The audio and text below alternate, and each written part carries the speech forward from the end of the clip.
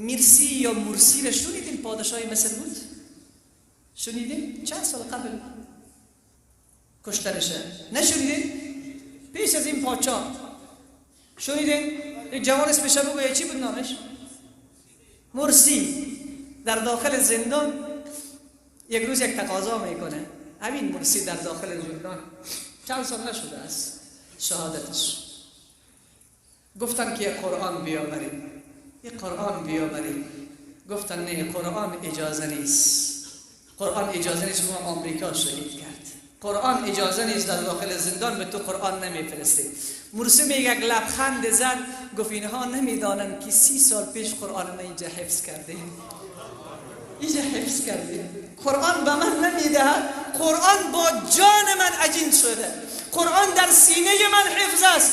گفتن وقت قرآن در سینه تو حفظ است چی میکنی که قرآن نبینی؟ خب بخوان.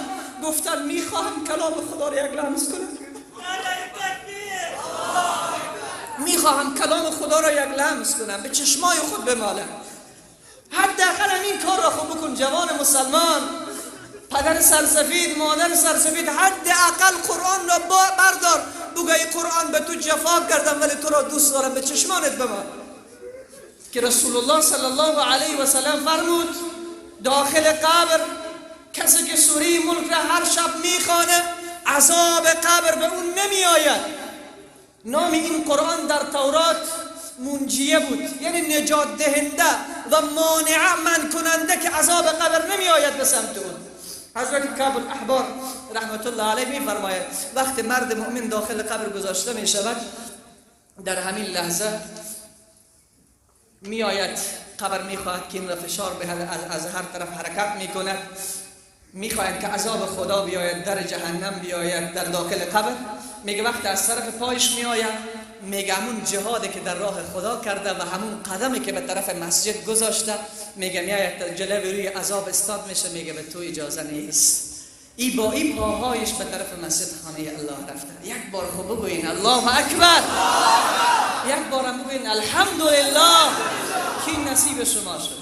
میگه وقت از طرف سر می آید، میگه از طرف سر روزه می آید، میگه اجازه نیست، 30 روز ماه مبارک رمضان روزه گرفته، برگرد، اجازه نمیدهم.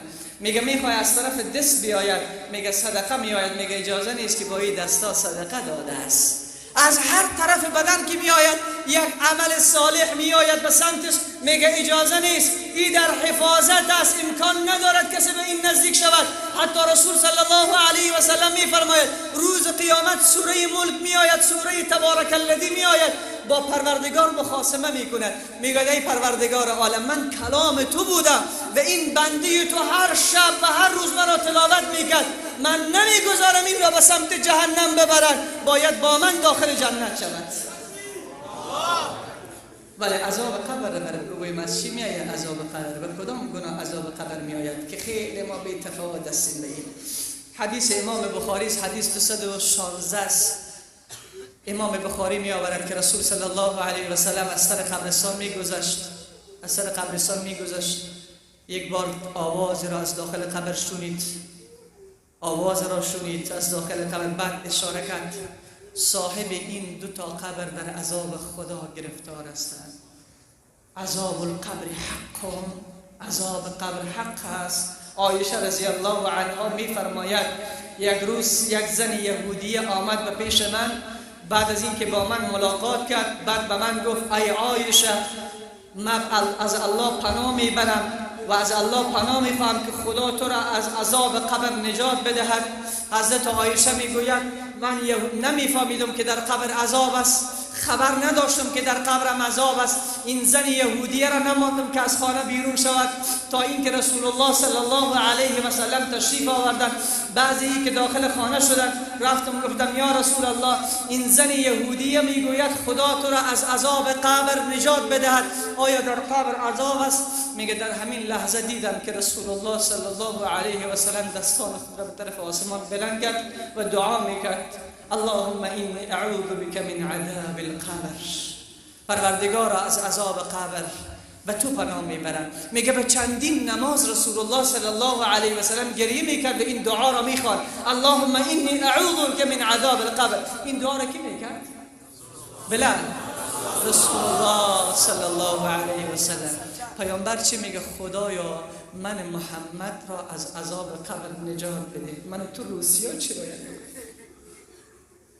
باید هیچ ساعت و دقیقه دیر نشه یک بار بگویم اللهم اینی اعوذ بک من عذاب القبر. محمد امین صلی الله علیه و سلم بعد از خدا بزرگ توی قصه مختصر اون چی میگه؟ خود پروردگارا من از عذاب قبر نجات بده. ولی من تو هنوز هم که در معصیت و گناه هستیم یک بارم نگفتیم پروردگارا من از عذاب قبر نجات بده. این همه معصیت و گناهی که ما داریم.